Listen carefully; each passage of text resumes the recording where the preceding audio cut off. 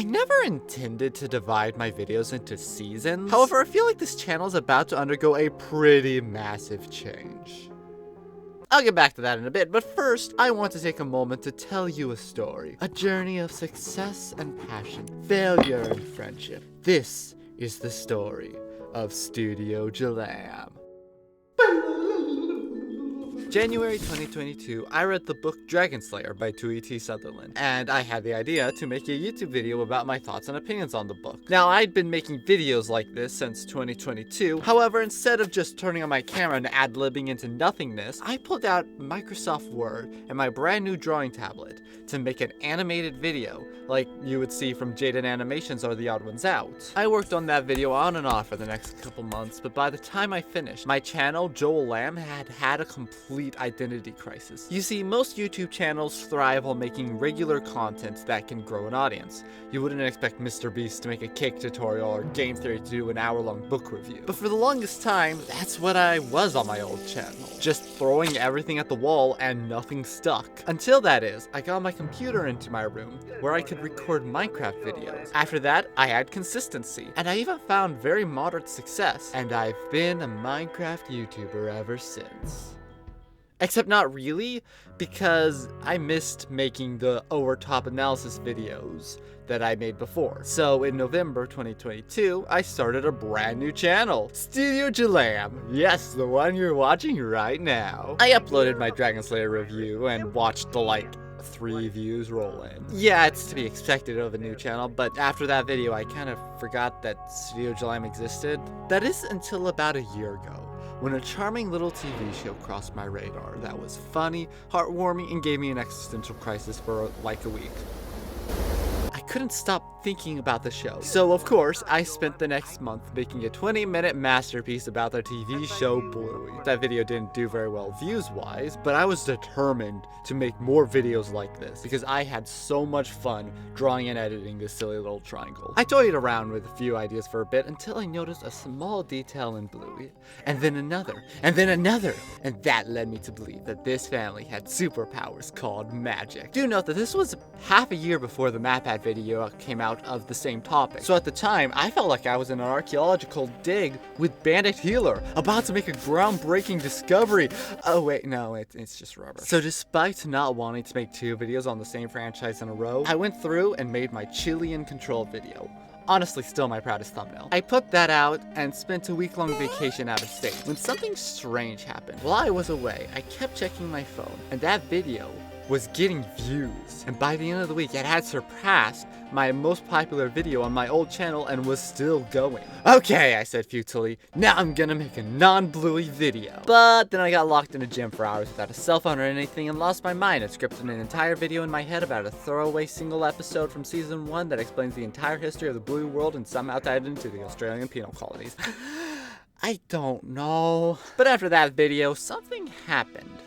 I started my last year of school, meaning I couldn't dedicate as much time as I wanted to into my videos. But nonetheless, I persisted, finishing my trilogy of Joel overanalyzing Bluey lore with my video on fairies a month later. This video is probably the most important to me video production wise. Not only did I alter my character design, which I had had for years and years, but I also experimented with a more narrative driven video as opposed to a straight video essay. In the process, now my channel has lore. I've not done anything much with it since that video came out, but it's still here on the back burner. However, after that video, I hit a bit of a rut. School was hard and I really wanted to make a not Bluey video. I scripted a couple things, but after a month went by and I didn't feel like recording any of my ideas, I had another epiphany and made another Bluey video. I don't have a Bluey problem, you have a Bluey problem. The Where Did They Go video about Bluey's side characters completely underperformed compared to my previous videos, but you know what? I didn't care. I felt rejuvenated and had so many ideas for videos. I could make a digital circus video, or a video on Bluey music, or my favorite episode, Copycat.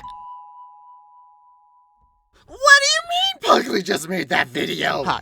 For those of you unaware, this is Pugly. He is one of the largest Bluey YouTubers, and the person who actually made me give the show a chance with this video on Jack. in the first place. So after he made a video on my favorite episode of Bluey ever, I did the only reasonable thing and completely ignored it, and scrapped all my other video plans so I could script out my own copycat video. To be fair, I did reach out to him on Twitter, and he even said that he would shout me out when I finished animating the video. And after all, when I was done scripting, I went back and watched his video, and they share basically nothing in common. He focuses a lot more on the psychology of Bluey, while I tend to look at everything else. But nonetheless, I finished the video and published it when something strange happened.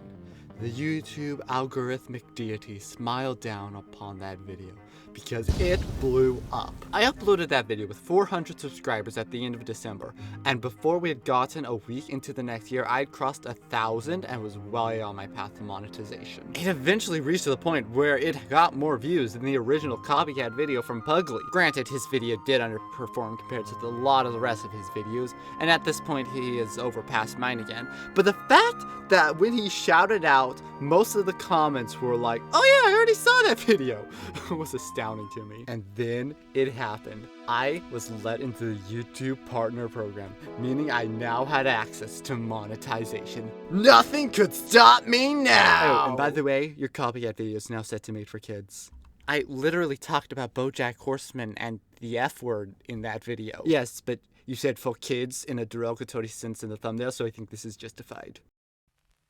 And after that, my copycat video was slowly dying. The double whiplash of being set to Made for Kids, meaning it only recommended my video next to other kids' content, and me changing the thumbnail to something significantly less clickable just...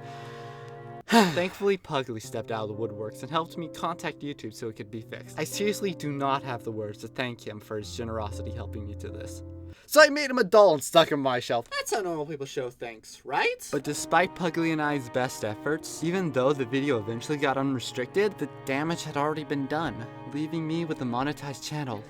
But at what cost? I kinda just fell off making videos for a bit there. Sure, I scripted some things and had a ton of plans, but I didn't have the motivation to finish anything. Eventually, I buckled down and made a video on the most recent episode at the time, Cricket, trying to emulate the style and success of my copycat video, but it didn't really have the same soul as the last one. Well, for one thing, I only make videos when I feel like I have something unique to say. The only thing different I had to say about Cricket was that I didn't like it as much as everybody else did. It also probably didn't help that I said at the start of the video, "If Cricket brings you joy in a way that no other piece of media has, I would rather you click off this video than me ruin it for you." But you live and you learn. After that, I took a script I had written a couple months prior about MatPat's retirement that I was planning to make an entire normal video for, and just made a very easy to edit ASAP style science video for it, so that I could focus on school the best that I could. Until stupid Joel Theory mode activated again, and I noticed something strange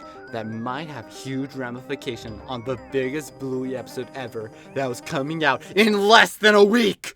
Now, for context, most of my videos take an entire month of hard work to put together. I finished scripting the Pond episode Wednesday night and had it published the next Friday. Granted, that video was only a fraction of the size of my regular content, but still, I think it was impressive. And that video even popped off thanks to an engaging thumbnail and the biggest spike of Bluey interest ever, leaving me with one last thing on my mind.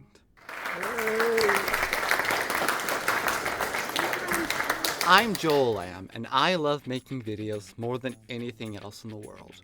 I know it's kind of a cliche, 4 out of every 5 kids in America want to be YouTubers, but shut up! This has been a 4-year journey, most of which I haven't even talked about in this video, but I still have so far to go. Being a YouTuber isn't even my ultimate goal. I'll be honest, I want to make my own independent animated cartoon one day, but I still have a long way to go and a lot to learn before I get there. I'm not gonna do the YouTuber thing and ask you to subscribe, although I can't stop you. But if you can, consider becoming a channel member to get exclusive perks like progress updates on videos, your name in the credits, and best of all, jelly beans! It's only $1 a month, but if you can't afford it, I completely understand. Alternatively, you can check out this playlist with all my videos from Season 1. I'll see you soon with Season 2 of Studio Jam. First, I have some unfinished business. Thank you so much for watching, and have a wonderful day!